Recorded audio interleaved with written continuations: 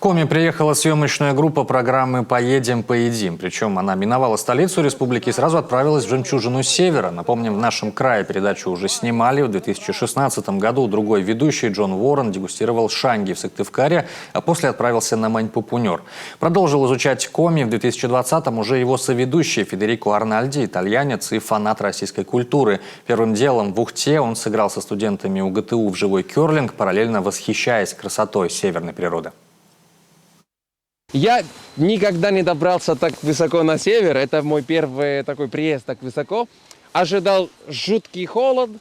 Мне очень радует, что тут, наоборот, приятная снежная картина, которая в Москве вообще не было в этом году.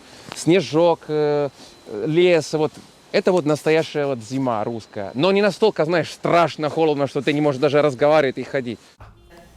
Съемочная группа НТВ пробудет в республике до 27 февраля. Сразу после «Жемчужины Севера» итальянский гость отправился в Ижму. Там он продолжит свой гастрономический поход, испробует традиционные блюда и посетит важные для истории нашего края места.